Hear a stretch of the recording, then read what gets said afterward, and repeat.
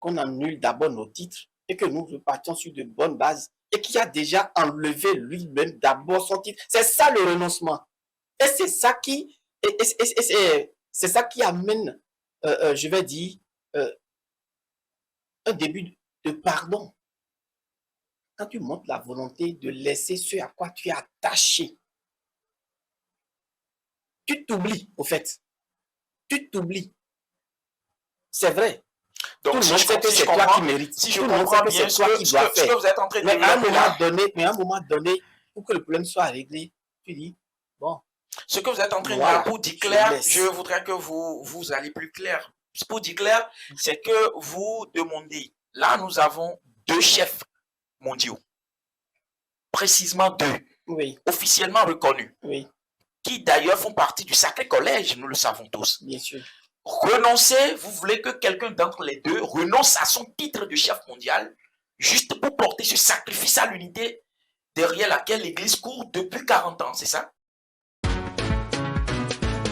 C'est Actu, une émission de perfectionnement, de conseils et d'orientation. C'est Actu, une émission qui traite les actualités au sein de l'Église du christianisme céleste. Animée par les voix de la Sainte Église venue des cieux pour le monde entier. Amis téléspectateurs de Homo Voice, chers internautes bien-aimés dans le Seigneur Jésus, soyez les bienvenus sur votre chaîne Homo Voice, au cœur de votre émission, cette émission qui interpelle, qui questionne, qui appelle à un réveil profond et qui par ailleurs traite des actualités au sein de l'Église du christianisme céleste. Aujourd'hui, où nous commémorons la Pâque de l'édition 2026, nous nous arrêtons un instant sur un symbole central de notre foi, la croix. Cette croix qui n'est pas seulement un instrument de souffrance, mais le lieu où l'amour a triomphé de la reine, où le pardon a vaincu le péché et où la réconciliation est devenue possible entre Dieu et les hommes.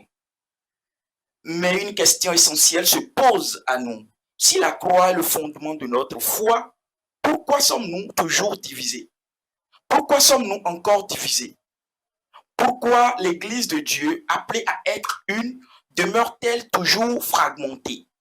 Dans un contexte où l'Église du christianisme céleste traverse des défis d'unité, ce thème sonne comme un appel divin, un cri du ciel, de la croix à la réconciliation, un appel à l'unité.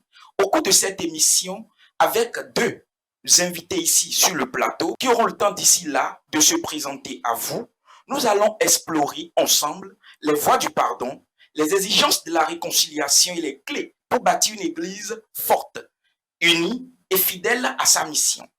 Que chacun donc ouvre son cœur, car peut-être l'unité que nous cherchons ensemble commence déjà et commencera à partir de nous. Sans plus tarder, nous rentrons dans le vif du sujet, tout en laissant nos invités se présenter à vous.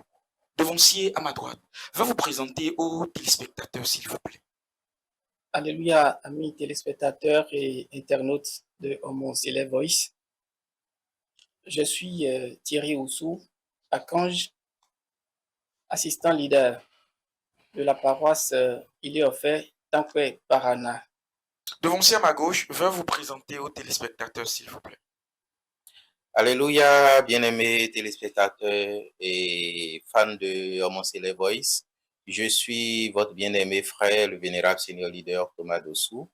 Je viens de la paroisse El Shaddai de Calavi. De la paroisse El Shaddai de Calavi, vous êtes avec nous au plateau aujourd'hui. Soyez les bienvenus. Merci. Sans plus tarder, nous abordons la première question qui se porte sur le thème, nous l'intitulons tout à l'heure, de la croix à la réconciliation, un appel à l'unité dans l'Église du christianisme céleste. Devancier Thomas, je reste avec vous.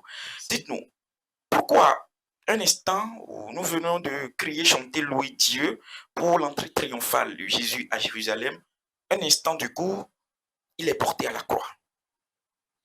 Et c'est une question pertinente et ça montre une grande dualité entre le peuple d'Israël, mais c'est des codes spirituels qui étaient déjà prescrits depuis le temps de Moïse.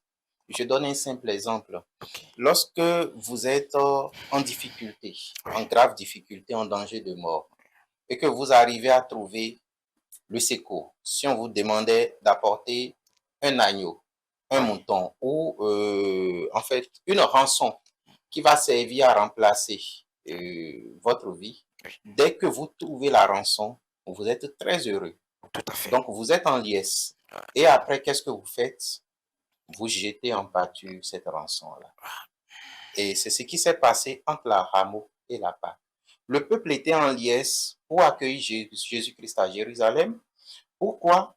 Parce que depuis le temps de Moïse en Égypte, Oui. vous verrez cela dans Exode 12, il a été demandé au peuple d'Israël en Égypte de recueillir un agneau sans défaut, qu'il devrait observer durant 5 jours, du 10e au 14e jour, et le 15e jour, ils allaient l'immoler. Mais cet agneau devait être tenu dans des conditions très agréables. Il ne devait pas avoir de défaut, il ne devait pas tomber malade. Donc tout cela constitue en fait ce symbole de joie d'accueil que Israël a eu, Jérusalem a eu, a accueilli Jésus-Christ. Et après cela, il fallait le crucifier. Donc, juste après, l'étape normale, selon les codes spirituels, c'était de le livrer à la crucifixion. C'était un code. C'était un code spirituel. Spirituel. Devant cette hérité, donc, je le disais, je demandais tout à l'heure, d'une joie, du coup, de la tristesse, l'amertume, tout ce qui s'en est suivi. C'était pourquoi? Merci beaucoup. La question est très pertinente. Ouais. Parce que le peuple juif était malmené par les Romains. Et eux, ils cherchaient forcément quelqu'un pour les délivrer de là. Et puis, comme tout homme, c'est ce que nous aimons faire. Quand nous sommes en souffrance, quand nous avons des problèmes, on veut sur quelle épaule quand même nous mettre pour qu'on nous essuie les larmes. Et après avoir essuyé les larmes, on change de veste. Aussitôt. C'est ce qui s'est passé. Ils avaient accepté Jésus-Christ en tant que roi. Parce que l'objectif, c'était quoi? Que Jésus-Christ vienne faire la guerre aux Romains pour quand même les sortir des griffes des Romains. Mais ils n'avaient pas accepté la mission de Jésus-Christ. Parce que la mission de Jésus-Christ n'était pas de venir faire une guerre physique. Non, Jésus était venu pour une mission purement spirituelle. Leur montrer la voie qu'il faut pour communiquer avec le Père. Parce qu'ils avaient déjà désobéi. Et puis ils ont quitté le chemin. Le contact avec le Père n'était plus rétabli. Donc Jésus-Christ était là pour les mettre sur la voie qu'il faut pour communiquer avec le Père. Mais ce n'était pas leur schéma. Leur schéma, c'était qu'ils viennent en tant que roi tout-puissant, faire forcing et puis régler tous les problèmes. C'est ça qui a fait que, à la longue, il y a eu de rejet. Parce que quand Jésus a commencé par leur parler de son Père, par leur parler de la volonté de son Père, quand il a commencé par leur inculquer ce que son Père veut qu'il fasse pour avoir la vie éternelle, ils ont dit, oh, c'est pas ce que nous on attendait. Ce qu'on attendait, c'est qu'on nous avoir un Messie, un homme très fort, qui va se battre avec les autres, nous délivrer pour qu'on retourne encore dans nos schémas anciens. Ce n'était pas l'objectif de Jésus. Et ça qui a fait qu'à un moment donné, ils l'ont rejeté. Et pour finir, ils l'ont condamné à mort. Ils l'ont condamné à mort. Oui. Je tiens à notifier que c'était déjà prévu, c'était déjà écrit. Et c'était la mission finale de Jésus-Christ même, parce qu'il était venu quand même pour se donner sur la croix pour nos péchés. Donc vous rejoignez le devancier Thomas. Je rejoins le devancier Thomas avec un peu de nuance où le vrai visage de l'homme doit être démasqué. C'est le vrai visage de l'homme. Ça veut dire, quand on est dans des problèmes, on crie, on veut Dieu secours, Dieu est où, on a le secours. Quand Dieu finit de nous secourir, allez, On se retourne contre lui à On nouveau. se Alors retourne. dites-nous, Jésus sur la croix. La croix que représente donc la croix pour les chrétiens de toute confession confondue, sinon plus particulièrement les chrétiens célestes que nous sommes aujourd'hui. Je reste toujours avec vous. Merci beaucoup. La croix pour un chrétien, surtout un chrétien céleste, n'est pas un modèle de sentiment. La croix est un signe de jugement, Ah bon? un signe de jugement. Quand nous observons bien, Jésus-Christ est allé sur la croix pourquoi? Pour libérer nos fardeaux. C'est pas lui qui a commis les erreurs, c'est pas lui qui a péché. Il est sans péché. Mais il s'est livré pour nous. Est-ce qu'il a besoin d'aller forcément Parce à que la croix d'abord? le péché en son temps nous avait déjà séparés du Père. Le Père parlait, mais on n'entendait pas. On n'entendait plus ce qu'il disait, d'accord. Est-ce qu'il a besoin Donc, d'aller à la il croix fallait- d'abord? Bien sûr, c'est le sacrifice suprême. Aller à la croix. C'est le sacrifice suprême. Il faut se donner pour bannir tout ce qui était rouleau d'étranglement entre le Père Et son peuple. et son peuple.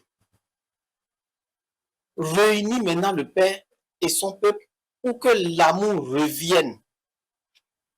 Et c'est ce qu'il a fait. Donc la croix, c'est un signe de jugement, c'est un signe de condamnation et pour finir, un signe d'unification et d'amour. Là, je ne comprends pas bien. J'insiste devant vous et Thomas aura peut-être son tour. La croix, c'est un signe de jugement, de condamnation. Tout à l'heure, il dit que c'est encore un signe, pour finir, d'unification. Dites-nous, concrètement, la croix représente quoi pour lui? Ça dépend, selon moi, du signe ou du camp dans lequel vous êtes. D'accord. Quand nous prenons toujours le livre d'Exode, lorsque Dieu voulait délivrer son peuple en Égypte, lors des 9 premières plaies, il donnait les consignes à Moïse. Moïse allait exécuter les consignes. Mais quand il est arrivé sur l'étape la plus dense, où il s'agissait de frapper les premiers-nés d'Israël, alors il a donné une consigne à Israël à travers Moïse. Et cette consigne, c'était le sacrifice, immoler l'agneau. Parce qu'il a été dit par l'apôtre Paul, sans effusion de sang, il n'y a point de pardon. L'ange devait passer pour un jugement, mais lorsqu'il vient pour le jugement, il fallait qu'il trouve certaines personnes qui soient déjà absous du jugement, qui soient exemptes du jugement. Il fallait. C'était une obligation. Il fallait forcément qu'il y ait des justifiés. Okay. C'est-à-dire des personnes qui trouvent justification, pas à travers leur acte, mais à travers l'obéissance, la foi et le sacrifice qu'ils auraient accompli à travers les instructions de Moïse. Et là, l'ange passerait outre leur maison et frapperait ceux qui n'auraient pas eu le symbole. Alors là, vous verrez que dans le livre d'Exode, en son chapitre 12 que je citais tout à l'heure, vous verrez qu'il a été demandé aux Israélites, une fois l'agneau immolé, de badigeonner les linteaux des portes et les 2 poteaux du sang de l'agneau, afin que lorsque l'ange viendra, il puisse voir l'effusion du sang et passer outre. Alors oui, je suis d'accord que la croix est bien sûr un symbole de jugement, mais un jugement pour qui? Un jugement pour les persécuteurs et non un jugement pour les persécutés. Le peuple saint trouve justification dans le symbole de la croix.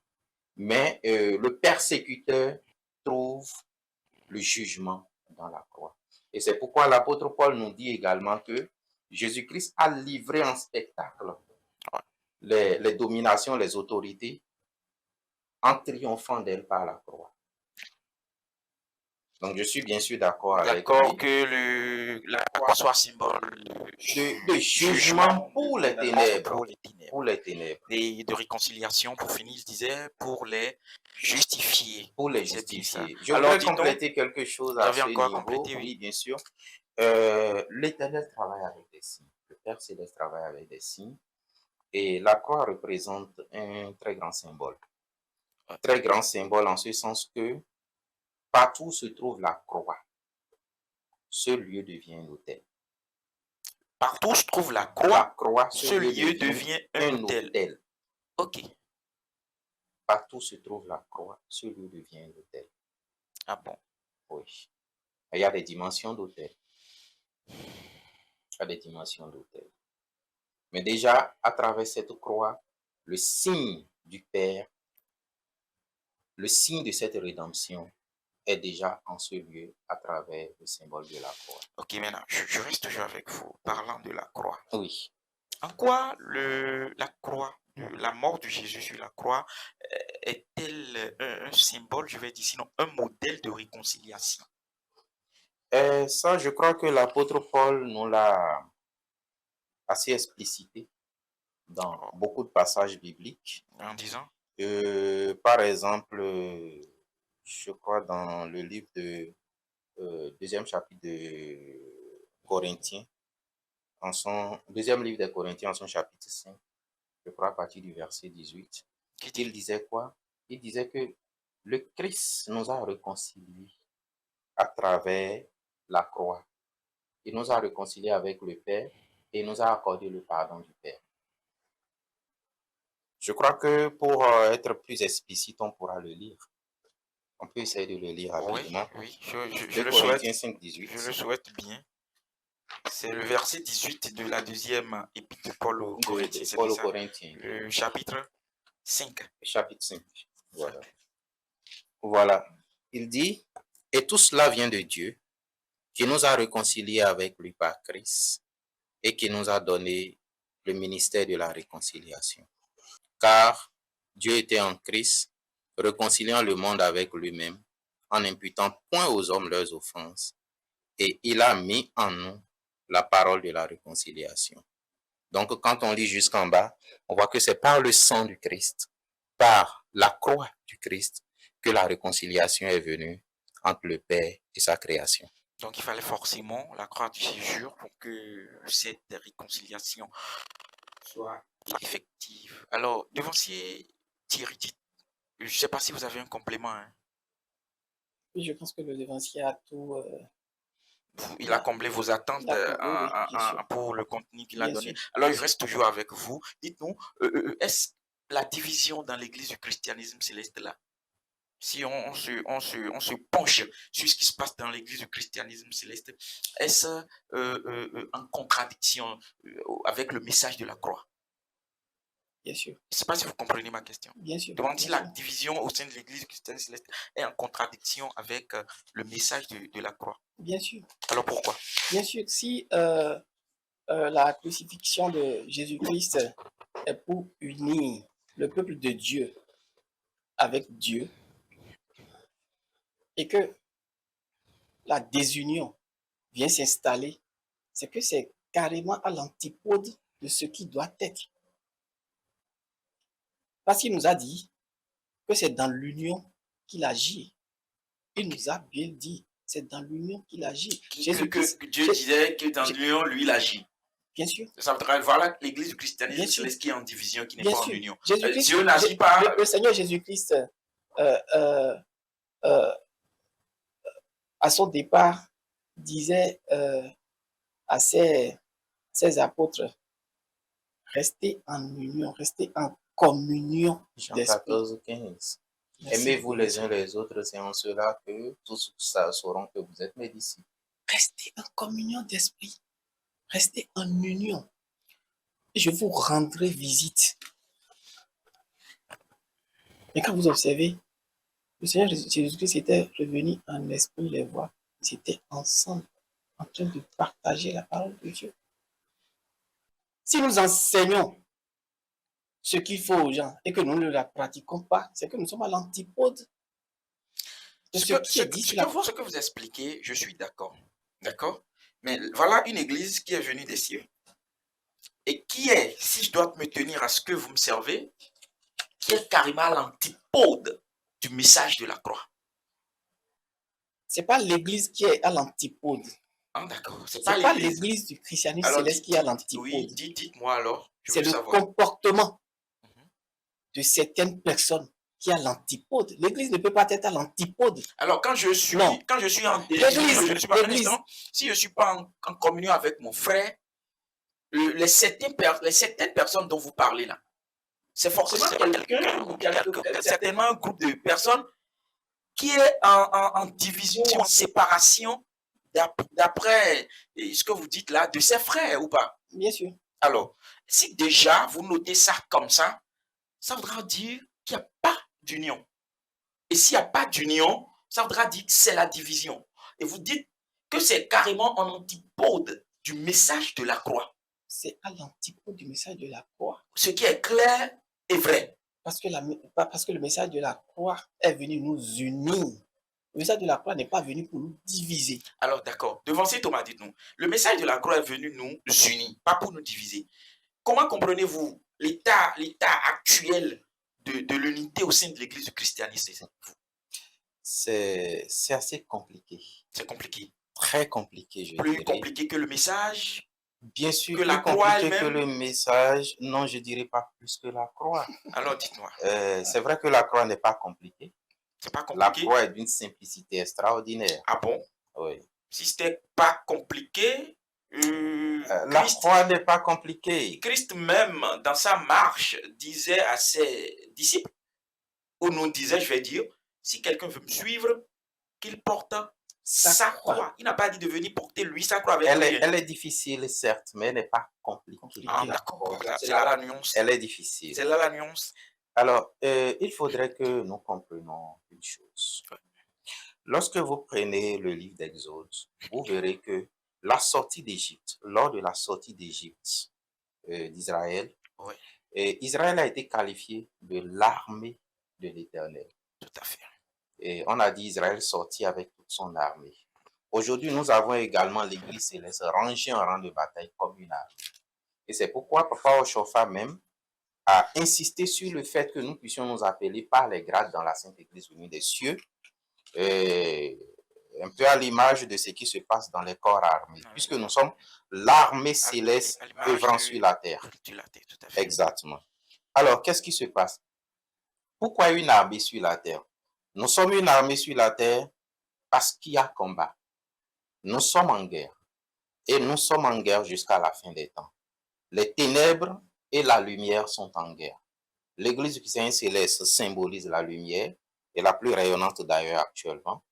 Et cette lumière-là, oui. Les ténèbres ne se laisseront pas prendre d'office par la lumière. Et pour mieux expliciter cette histoire de division, je suis trop peu de choses, je ne suis qu'un petit maillon. Pour aujourd'hui parler...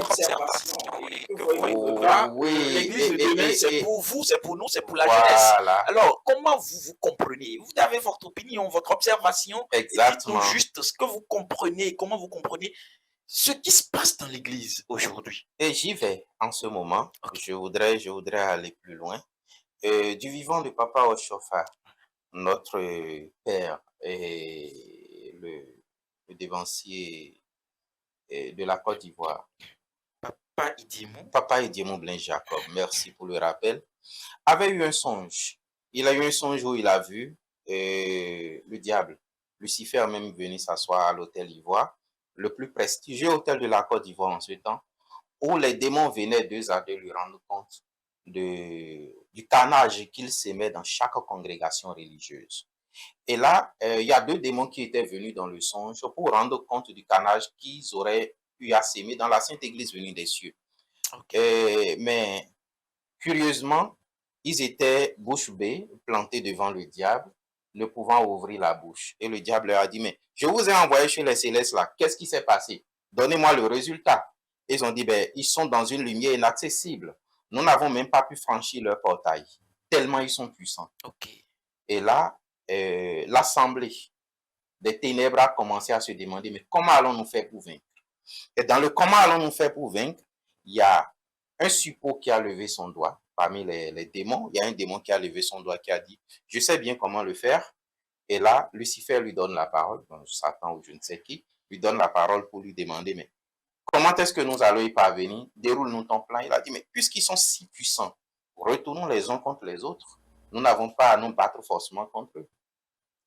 Alors, Papa Edimo a envoyé ce message à Papa Oshofa, qu'il a instruit au retour de faire une missive, une lettre, qu'il allait distribuer dans toute la Côte d'Ivoire et partager ce message-là afin que tout le monde se tienne sur ses gardes quant à l'unité de l'Église. Alors, c'est pour vous dire que l'unité de l'Église que nous voyons, qui nous semble facile quand nous sommes hors du cercle, est très difficile quand nous sommes à l'intérieur du cercle. Okay. Hyper difficile. Et la même chose se reproduit sur nos paroisses. Aujourd'hui, rares sont les paroisses qui vivent dans une convivialité, dans une unité. Tout à fait. Vous en trouverez très rarement. Ouais. Alors, c'est ce qui se passe sur le plan microscopique qui se passe dans le macrocosme. Donc, quand nous voyons aujourd'hui l'Église tout entière peiner à s'unir, ce n'est pas dans l'intérêt des ténèbres que l'Église s'unisse, parce que la véritable force de l'Église se trouve dans son union. Le Christ a déjà donné son sang, il s'est déjà sacrifié, il a déjà mis les anges à disposition. Il suffira juste que nous soyons unis d'un même cœur pour que tous sachent que nous sommes les disciples du Christ, comme Jean nous l'a annoncé. Mais pour ne pas que cela arrive, la première arme et l'une des armes les plus puissantes du diable contre l'Église, c'est de semer la division. C'est de semer la division. C'est de semer la division. Et c'est là que le problème se pose. Et pour qu'une division survienne, il faut forcément des points d'achoppement. Il faut forcément des points de discorde. Et les points de discorde, il y en a assez. Il y en a assez et on en trouve tous les jours. Comment les contourner? C'est là le véritable problème. Mais ce n'est pas juste une question de texte, de théologie, d'idéologie ou de connaissance de la parole. Sans la puissance véritable et la transformation, même au plan microscopique, nous ne pourrons pas renverser la tendance sur nos paroisses. Qu'est-ce qu'il faut faire donc? Qu'est-ce qu'il faut faire donc? Parce que forcément, il va falloir que l'unité, l'Église retrouve son unité pour que la mort du Christ sur la croix puisse regorger tout son sens et son plein sens au sein de l'Église. Sinon, les yeux externes verront l'Église pas d'une Église du Christ. Mais vous-même, vous verrez aujourd'hui que depuis le départ du patriarche du Saint-Père SPJ Oshofa, l'Église est dans un état difficile. Difficile parce qu'aujourd'hui, l'Église qui était source de richesse pour les fidèles, source de bénédiction, source de grâce et source de protection, nous convenons tous que la protection demeure. Mais quant à la recherche de la grâce et du bien-être des fidèles, aujourd'hui, c'est bien plus difficile. C'est avec beaucoup de violence que certaines personnes... Nous comprenons que c'est parce que la division s'est enracinée dans l'Église et ne veut pas connaître le dialogue. Nous comprenons ça comme ça. Donc, c'est tout à fait normal. Je voudrais aboutir sur en fait, quelques passages bibliques où le Christ disait Satan serait-il divisé contre Satan? Si Satan est divisé contre Satan, sa maison ne subsisterait pas. Aucune maison. Ce n'est pas seulement dans le monde chrétien, mais c'est une loi universelle, c'est une loi cosmique. Aucune maison ne peut subsister si elle est divisée contre elle-même. Alors, sachant cela, les ténèbres mettent à fond les sujets de division sur la table pour que l'Église reste divisée aussi longtemps que cela soit.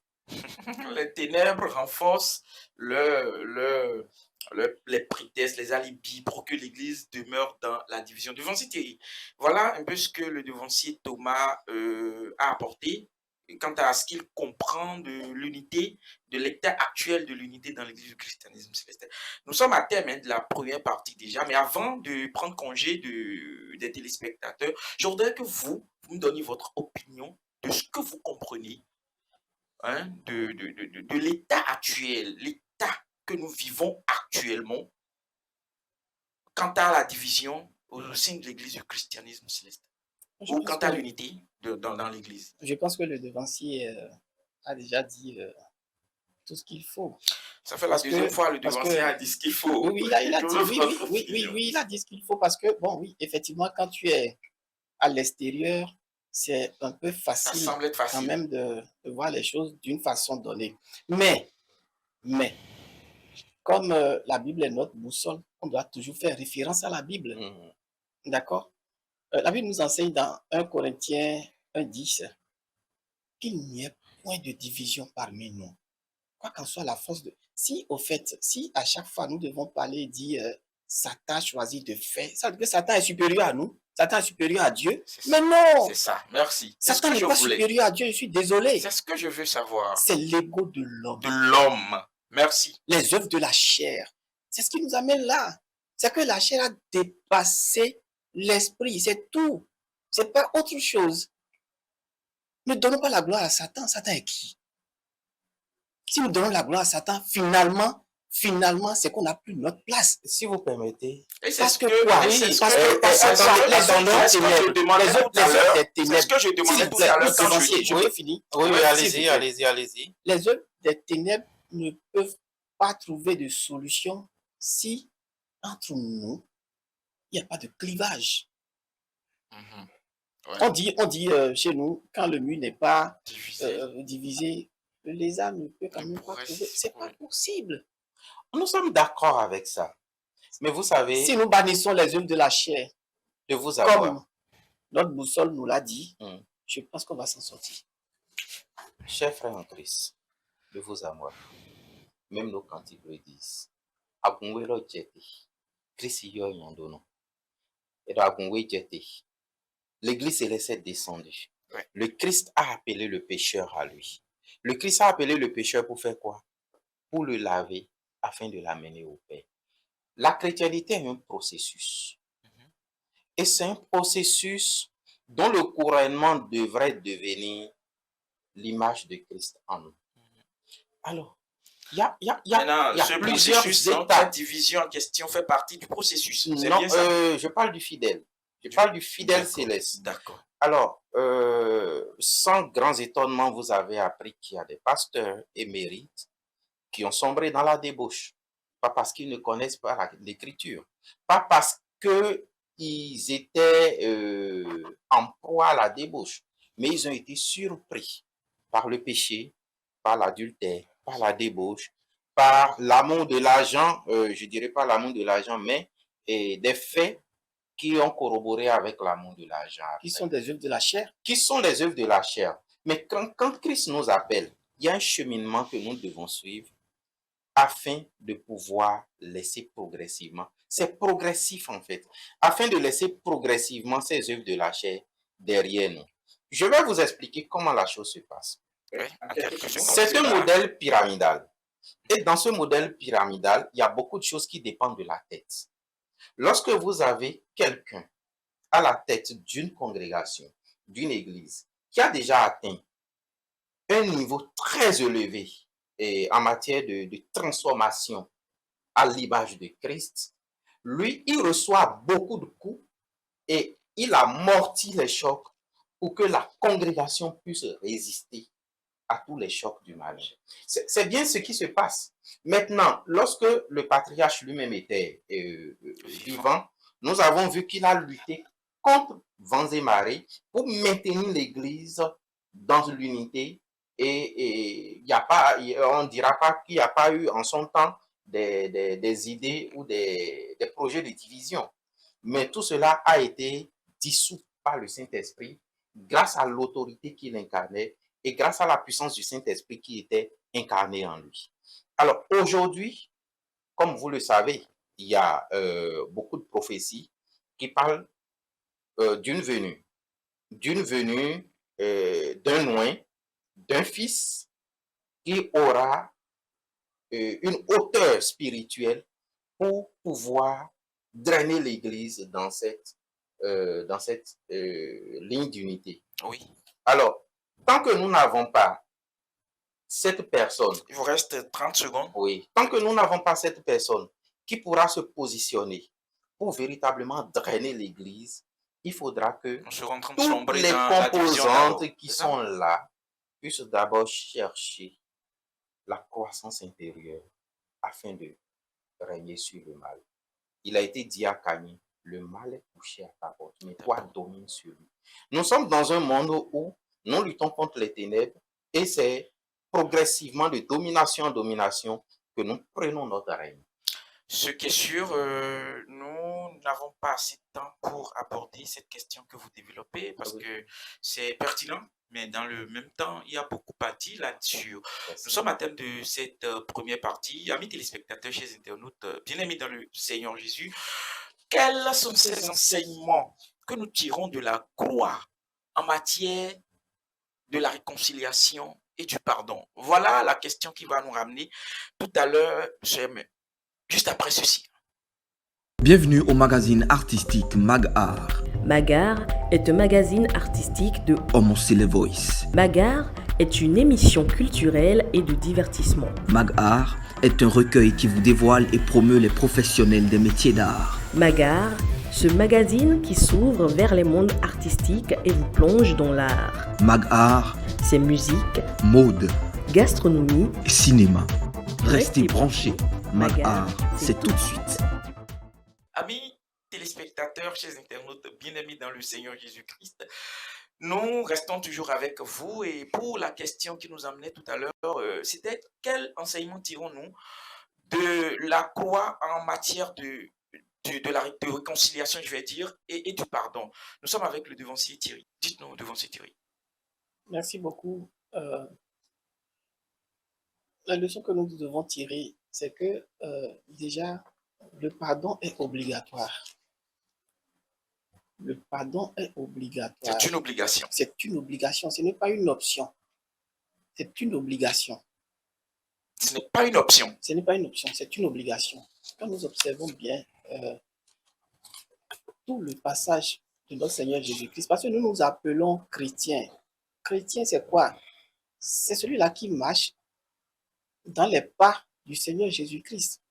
Et si nous marchons dans les pas du Seigneur Jésus-Christ, nous devons observer tout ce qu'il a fait durant son parcours. Est-ce qu'on ne l'a pas insulté? Si. Est-ce qu'on ne l'a pas tapé? On a fini même par le crucifier. Prendre des clous pour enfoncer dans la main d'un être. Nous savons ce que ça fait dans la chair. Mais dans cette souffrance atroce, il a dit, Père, pardonne-leur, car ils ne savent pas ce qu'ils font. C'est d'une immensité terrible. C'est profond. C'est profond. Le pardon, c'est une obligation spirituelle. Ok.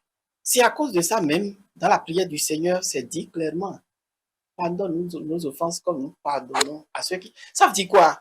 Quand vous ne pardonnez pas, vous vous bloquez. Et si l'Église tergiverse dans cette division, Quand tu ne ça veut dire pardonnes qu'il y a pas à de ton pardon frère, encore. quand tu ne pardonnes pas à ton frère, c'est que Dieu ne va pas te pardonner aussi. Parce que c'est clair, hein?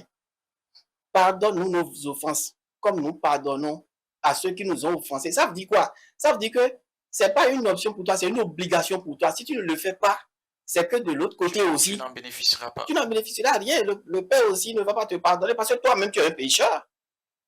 Tout à fait. Tu n'es pas un saint. Donc, le pardon n'est pas une option, c'est une obligation. Et par rapport à la question que vous avez posée tout à l'heure, Ouais. si dans l'Église, on ne se pardonne pas, on ne peut que voir ce que nous voyons aujourd'hui. Quand quelqu'un veut parler, il dit, au temps de papa au chauffard, il y avait tel miracle. Mais pourquoi il n'y a pas ça aujourd'hui? Vous allez nous dire que le Saint-Esprit a déménagé? Ben non, l'Église est toujours à sa place. Puis, Donc, il n'y a plus de miracles. miracles aujourd'hui, c'est ça?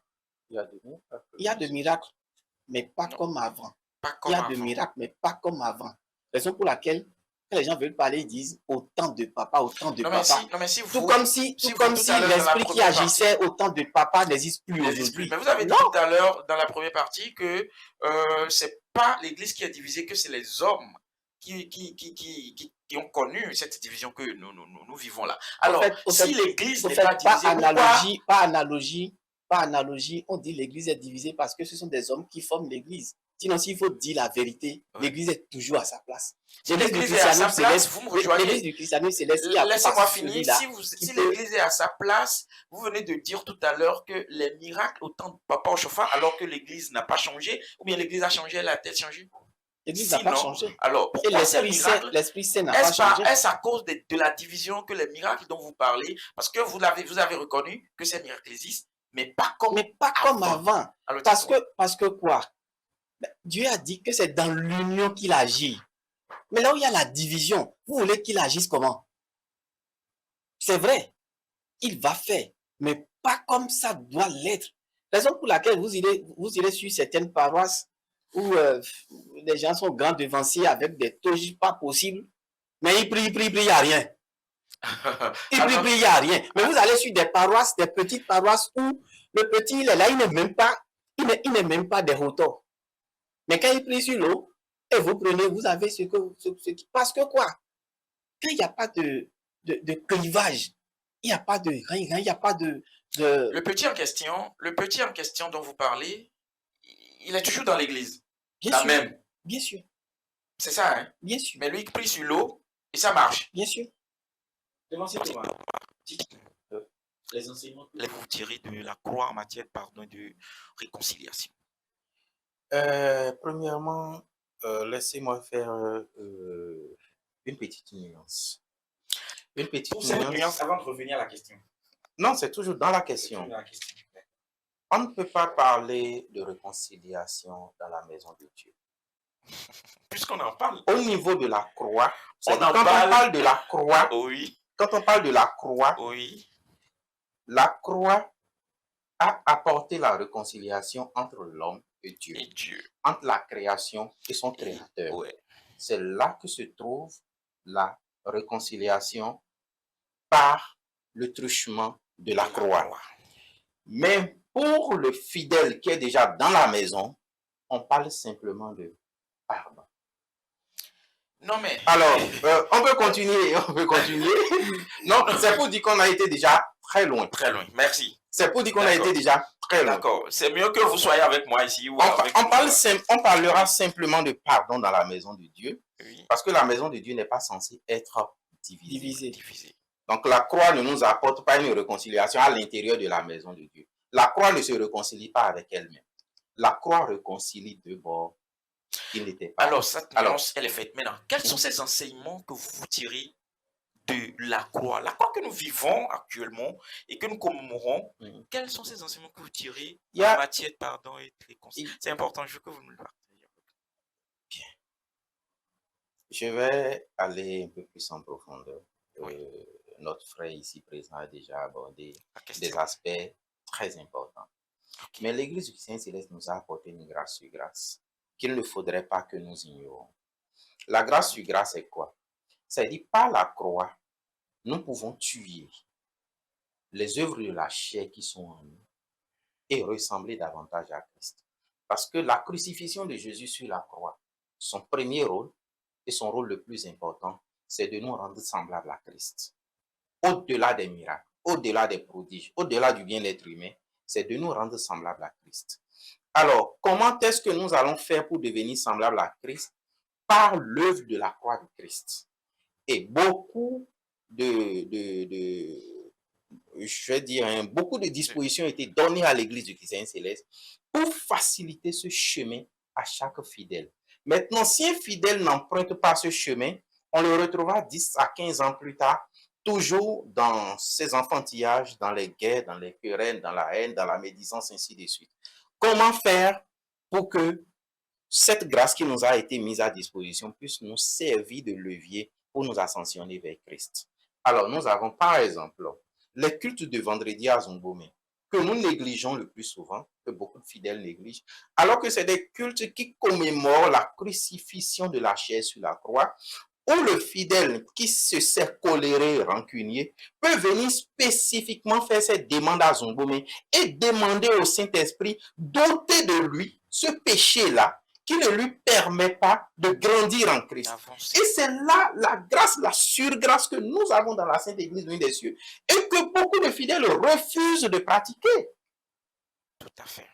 Alors, si les fidèles ont l'enseignement de comment user du sang de l'agneau, comment user de la crucifixion de Jésus-Christ ou eux-mêmes s'ascensionner, je suis sûr que dans 2, 3, 4, 5, 7 ans, nous allons retrouver un monde assez paisible autour. Ne dites pas que je vous ai coupé, mais vous savez ce qui est marrant et bizarre dans ce que vous êtes en train de dire, c'est juste que c'est observé qu'aujourd'hui, plus d'un considère ce culte et l'observe. Mais bizarrement, c'est au milieu de ceux-là que la division porte son flambeau. Vous en dites quoi? Est-ce que vous avez quelques temps que vous passez sur les réseaux sociaux? Oui, Alors, est-ce que vous observez, venant de ceux-là, qui observent ce culte de sanctification au cours duquel, normalement, de ces péchés devraient être crucifiés en nous pour que nous puissions avancer comme vous êtes en train de le dire? il suffit pas d'aller à l'école pour être brillant. Ah, d'accord. Je ne savais pas. Il faut être assidu, il faut être un bon élève. D'abord, Et il faut avoir ce désir-là d'apprendre et de connaître. Et quand vous l'avez, lorsque vous allez à l'école, vous avez de bons résultats. Sachez que le dernier de classe peut-être a été aussi présent que le premier de classe. Hein. Et que peut-être que lui-même, il a été un peu plus présent que le premier de classe a manqué des jours de cours. Mais la différence entre les deux est que quand le premier de classe vient, il vient pour apprendre et pour comprendre. Alors, beaucoup vont à l'église, beaucoup vont au culte, pas pour bénéficier des grâces de la crucifixion qui est dans le culte, mais juste pour peut-être autre chose. Il y a des gens qui peuvent venir au culte à cause de femmes, je ne sais pas. Il y a d'autres qui peuvent venir au culte à cause d'un autre, d'un autre vice. D'un autre vice ou d'un autre besoin qui peut-être semble être un peu moins spirituel. Peut-être juste pour tenir le secrétariat, mais quand vous ne demandez pas. Le secrétaire qui nous a suivre. Excusez-moi, mes honorables choristes que je respecte beaucoup. Il y a beaucoup de choristes qui viennent juste pour la guitare. Dans le cas des choristes, je pense que même s'ils nous suivent, je serais peut-être à prendre pour bon escient parce que ça ne devait pas les fâcher. C'est leur sale habitude et ça, je confirme moi. Pour les secrétaires, je ne sais pas. Bon, mais pour les choristes, c'est ça l'habitude et que si vous êtes inspiré de Dieu là où vous êtes, je vous donne quelques 30 secondes pour une vérité qui va conscientiser. Avant qu'on ne continue. C'est mes honorables que je respecte beaucoup vu les anges qui les assistent. Mais pour ce que j'ai observé dans la Sainte Église venue des cieux, je vous assure, quand vous êtes un choriste, vous avez une connexion hors pair.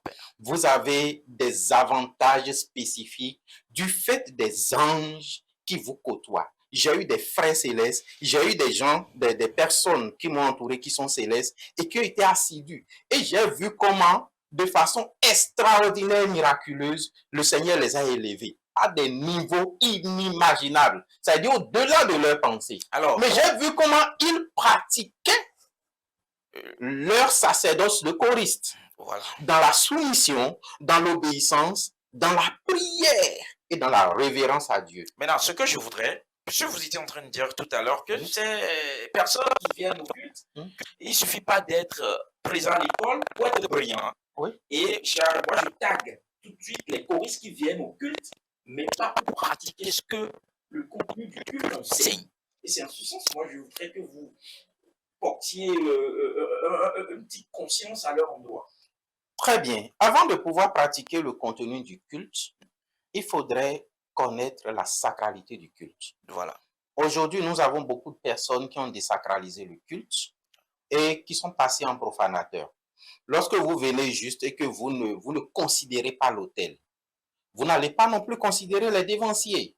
On voit beaucoup de personnes, c'est durant la prédication qu'ils se donnent un temps de récréation. Voilà. Quand est-ce qu'ils auront le temps d'apprendre, de comprendre, d'avoir de la révérence envers Dieu? Quand est-ce qu'ils auront le temps d'avoir une communion avec le Christ? Quand ils n'entrent pas dans leur intérieur. Non, mais demande-moi pour pas le dire ainsi. Parce que quand les choristes, quand ils viennent au culte, déjà jouer, chanter, danser, c'est plus qu'une connexion, c'est pas la parole pour eux. Hein? Non, je vous assure que chacun a son rôle dans l'église. Dans l'église. Celui qui est venu pour balayer, nettoyer le temple, et celui qui est venu pour jouer la guitare, on fait la même chose. Celui qui est venu pour nettoyer le temple, s'il rentrait sans suivre le culte, il n'a pas le bénéfice du culte, mais il a le bénéfice d'avoir balayé. Merci. Celui qui est venu pour jouer la guitare, il a le bénéfice d'avoir joué la guitare, mais il n'a pas le bénéfice du culte. L'ascension de l'âme dans le culte, il ne l'a pas. C'est ce que je voudrais. C'est bon déjà. Et puis on continue avec votre développement. Mais là, je pense que vous l'avez assez dit, les enseignements qu'il faut tirer de la croix en matière de... Je vais vous donner un exemple d'un nouveau baptisé, c'était à Monsignor Calavi. Ce nouveau baptisé était addict à l'alcool et au tabac. Alors, nous avons fini un culte et il y a une sœur en Christ qui l'a interpellé pour dire « Aujourd'hui, j'ai un message pour toi. les anges sont mécontents de toi. Le Seigneur m'a dit de te dire qu'il est mécontent de toi. Et le frère a dit, mais qu'est-ce que j'ai fait? Il a dit, mais depuis que tu es baptisé, tu es encore addict à l'alcool et au tabac. Le frère a commencé à pleurer. Il a éclaté en sanglots en disant, oui, mais j'ai tout fait. J'ai donné de mes efforts. Mais quand je ne prends pas, c'est un peu comme si je vais mourir. Et la sœur lui réplique pour lui dire, effectivement, l'ange m'a dit que tu as fait des efforts et que tu n'as pas pu. Mais il y a un ange qui a été délégué spécialement et qui est à Zongomé actuellement et qui t'attend. Va à Zongomé et demande. Je vous assure qu'aujourd'hui, ce frère a, comment on va dire, a en inimitié ces choses-là. Juste par le fait que le Christ le lui a ôté. Donc c'est celui qui demande qui reçoit. Lorsque vous ne demandez pas pour votre ascension, vous ne l'aurez pas. Même le Saint-Esprit, il faut le demander. Et c'est ce que le cantique nous enseigne. L'as-tu reçu mon frère, l'as-tu reçu ma soeur? Ce Saint-Esprit-là, demandez, le Christ te l'accordera. Et si le don le plus important, ce qui est le plus important dans l'Église, qui est le Saint-Esprit, il faut le réclamer encore à Dieu pour l'avoir. Qu'en serait-il de notre ascension, des défauts que nous devons éliminer de jour en jour? Devancier Thierry, je pense que j'ai au-delà de ce que je voulais. Devancier Thomas, Devancier Thierry, je suis avec vous. Dites-nous, est-ce que la croix exige-t-elle un renoncement personnel pour parvenir à l'unité? Merci beaucoup. Avant d'en venir là, je vais d'abord retourner un peu en arrière. Pour l'arrière, je vous accorde juste 30 secondes. Merci beaucoup. Juste pour compléter un peu ce que le devancier a dit. La croix vient nous enseigner le vrai sens de l'amour. Vous voyez, que le Père envoie son seul Fils, qui n'a pas péché, qu'il vienne mourir pour sauver des pécheurs, c'est le vrai sens de l'amour que la croix vient nous enseigner. Et ça ne peut pas venir sans le pardon. Parce que quand le Fils est venu, quand bien même il est en train de tout faire quand même pour nous enlever de nos soucis, c'est nous qui l'accusions encore. Donc la grande leçon à tirer de là, c'est que l'amour est la base de tout.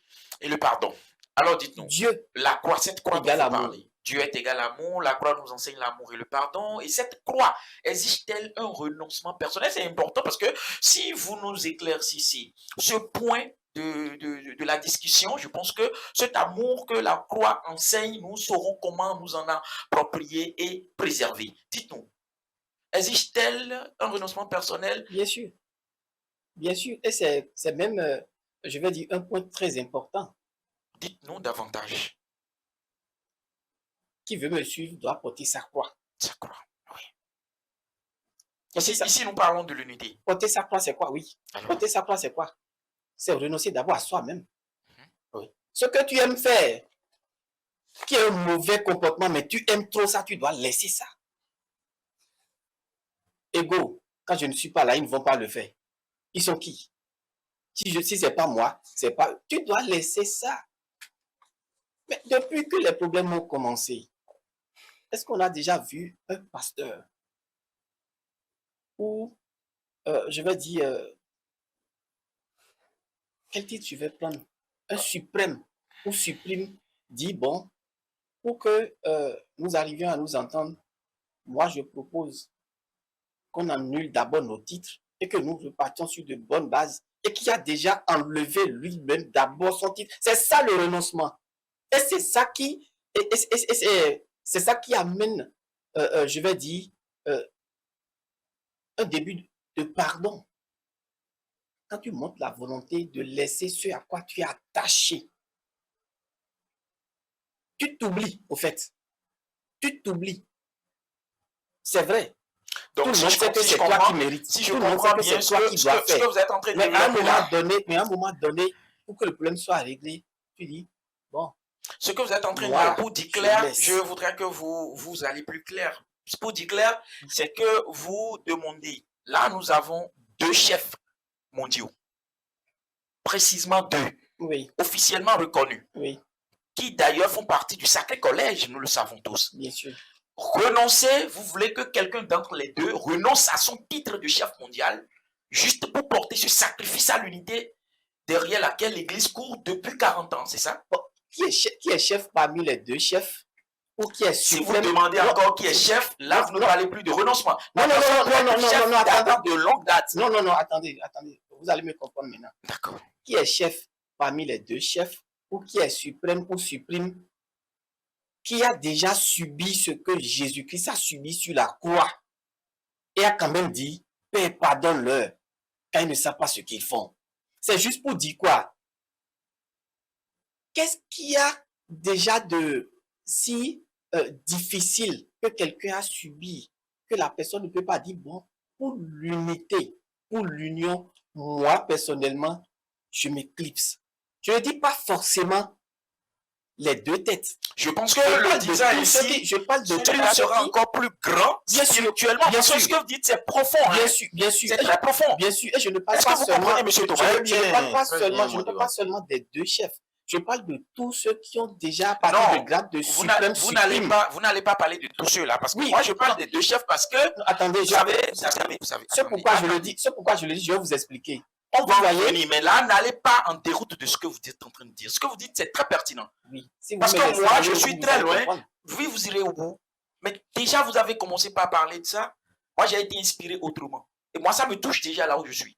Si un des chefs, effectivement, peut casser le moi en lui et renoncer à ce titre de chef, ne serait-ce que pour que l'Église retrouve sa lettre de noblesse, je pense que celui-là sera plus grand que celui qui va porter désormais le titre du chef. Je vais vous donner un exemple très simple de ce que j'ai dit. Si moi j'étais dans le sacré collège, quoi qu'en soit mon titre, vu ce qui se passe, où les gens ont commencé par Où tous les démissionner, fidèles sont en train se sont attachés à l'unité de l'Église. mais Vous renoncer à mon titre pour dire, voilà, ça peut commencer par moi.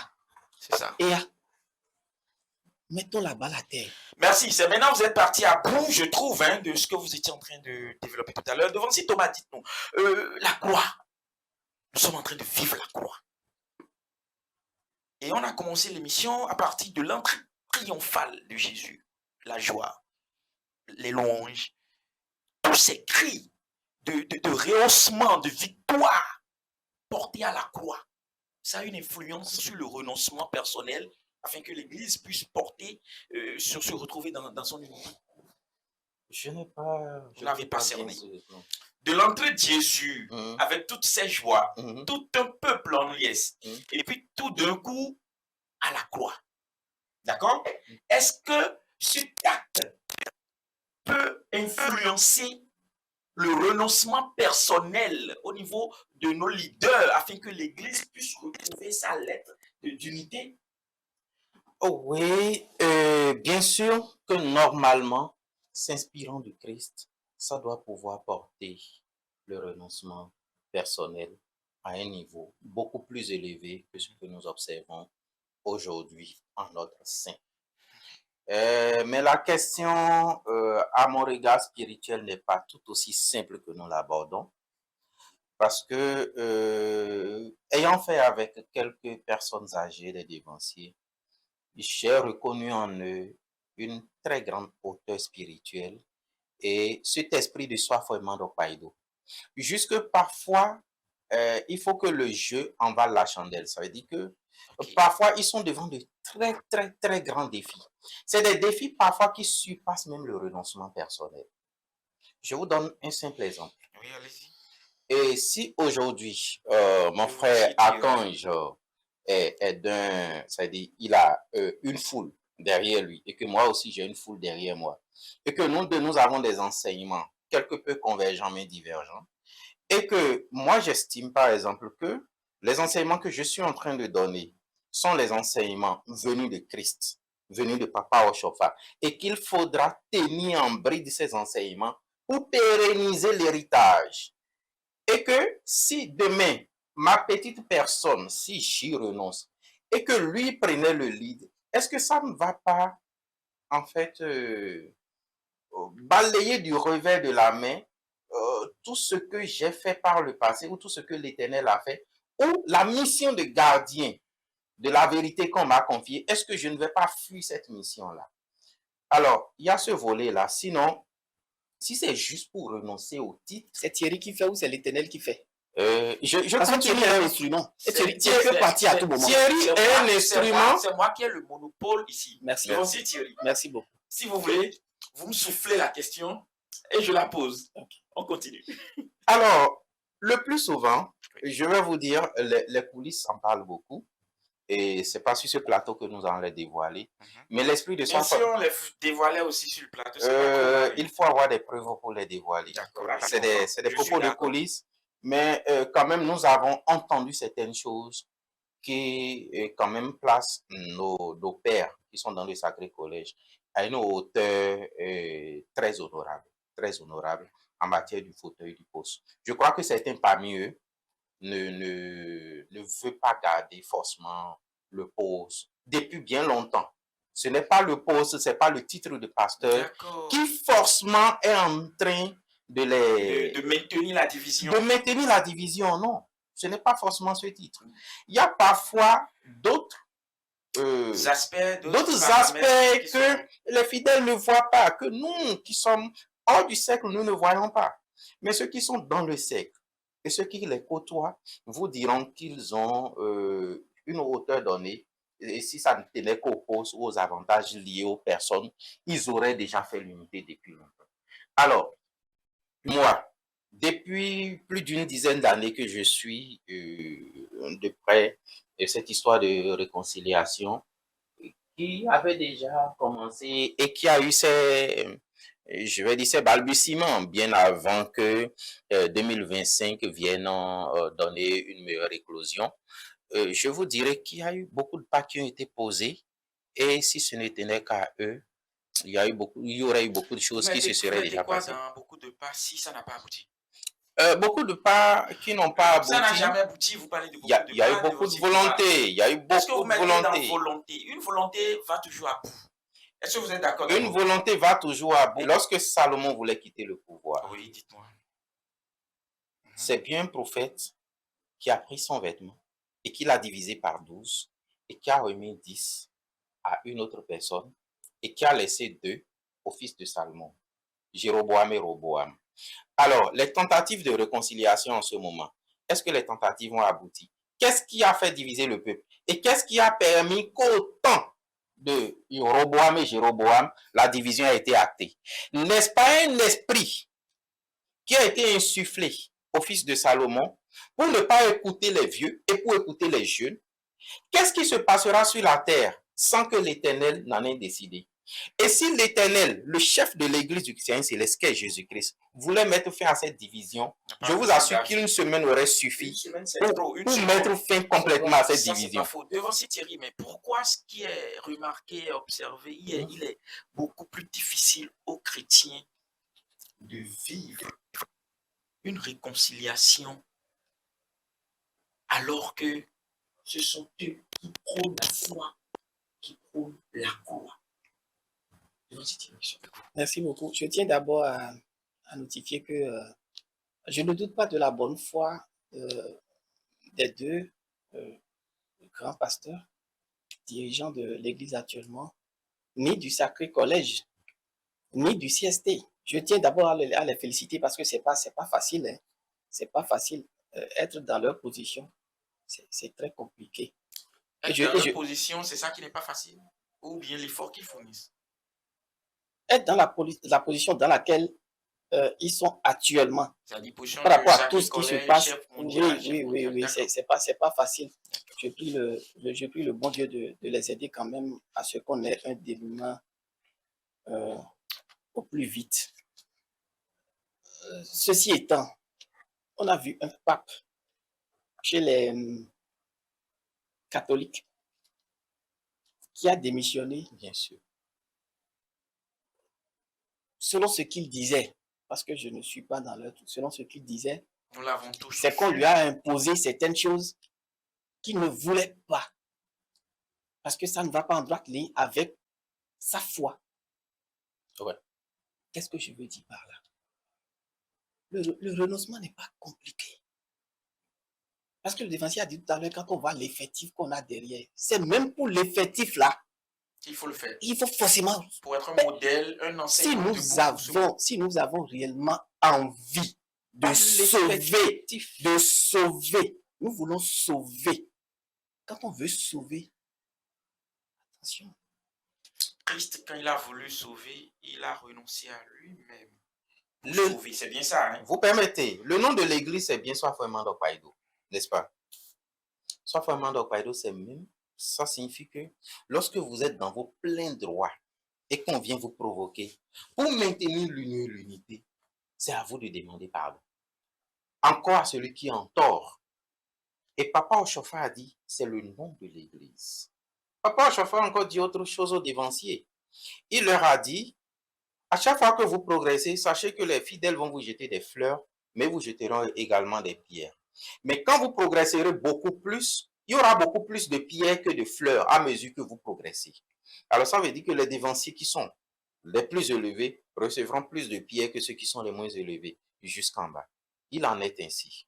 Alors, je suis entièrement d'accord avec ce que le dévancier Thierry a développé, mais au-delà, moi je me dis en fait qu'ils ont déjà dépassé cette étape de « je veux conserver fauteuil ».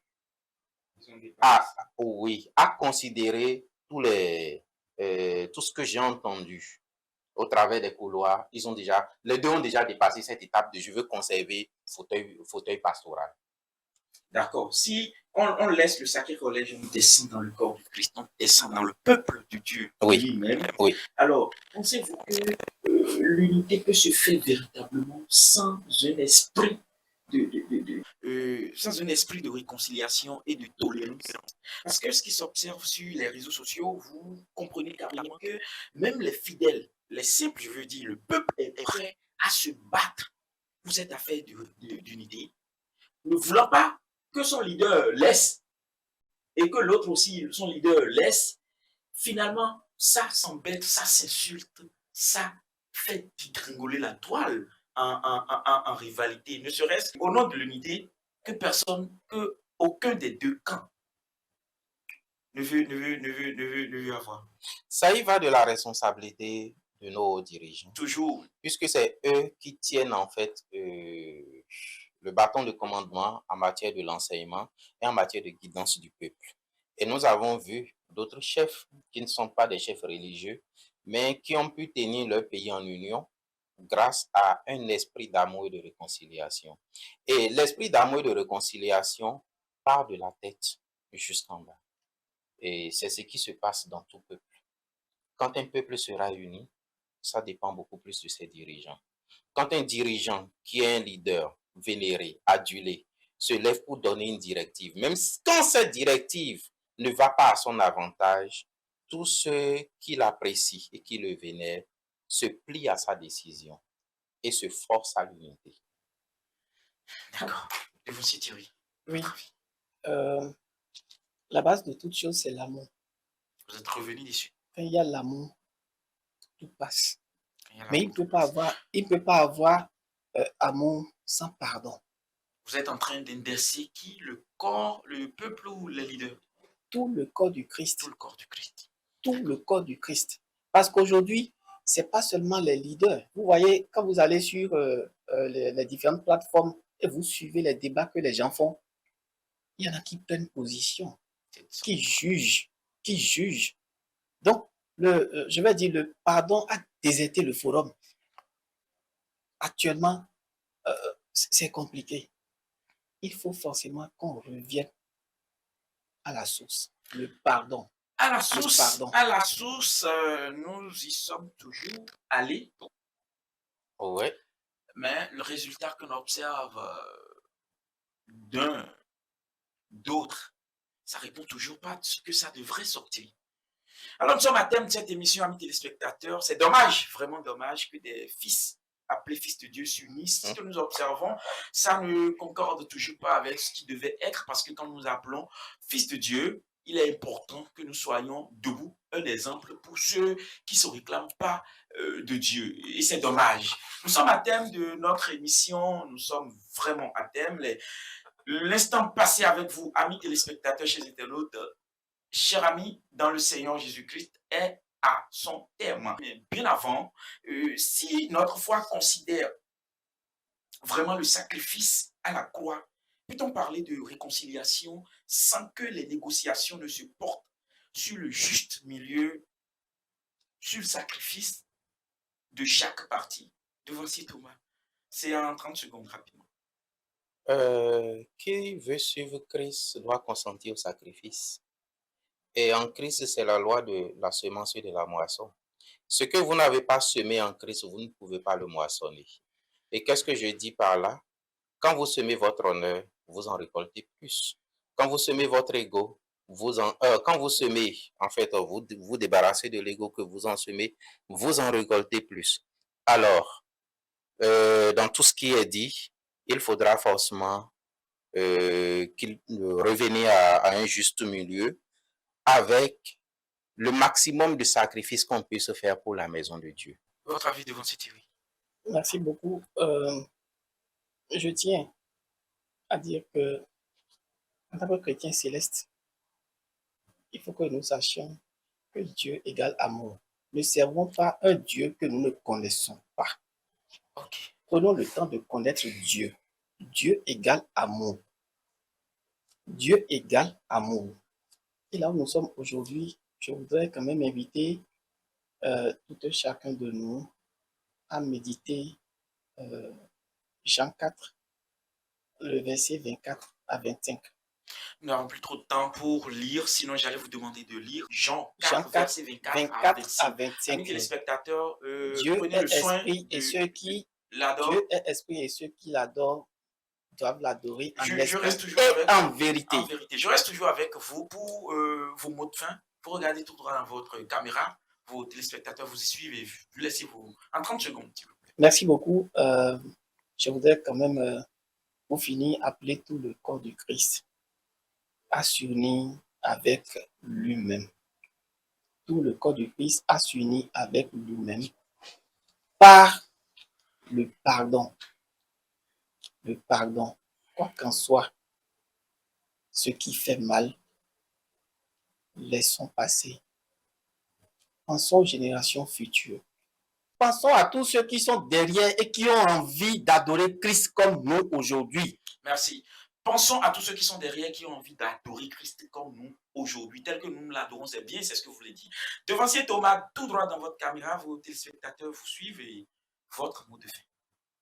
Nous sommes dans la période pascale et je voudrais inviter chaque frère en Christ, chaque sœur en Christ à prendre cette période comme une période d'élévation spirituelle, une période de dépouillement de soi et profiter pour demander tout ce qu'il faut pour être transformé en Christ. Car transformé, nous pourrons beaucoup de choses. Mais sans la transformation, nous voudrons, mais nous ne pourrons jamais. Sans la transformation, nous aurons beaucoup voulu, mais nous ne pourrons jamais. Amis téléspectateurs, chers internautes, bien-aimés dans le Seigneur Jésus-Christ, nous sommes arrivés au thème de cette émission, mais certainement pas à la fin de toutes ces réflexions qui tournent autour de ce thème.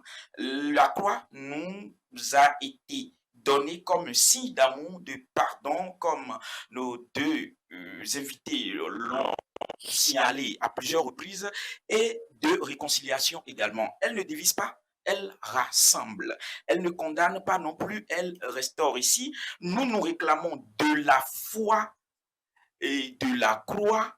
Donc, nous sommes appelés à vivre ce qu'elle incarne, la foi et la croix.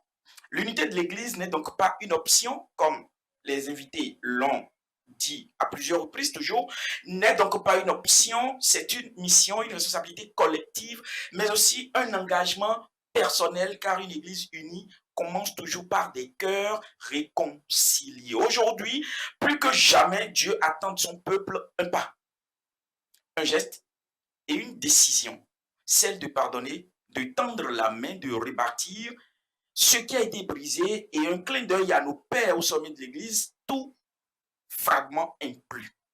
Et que chacun donc de nous devienne, je veux parler de la jeunesse, artisan de paix, un instrument de réconciliation, surtout la jeunesse, je le disais, et que l'Église de Dieu retrouve toute sa force, sa lumière et sa crédibilité. Souvenons-nous également que de la croix est née la réconciliation et de la réconciliation naîtra l'unité. Amis téléspectateurs, que Dieu vous bénisse. soyez bénis, soyez vraiment bénis et qu'il nous accorde la grâce d'être un. À la prochaine. Bye.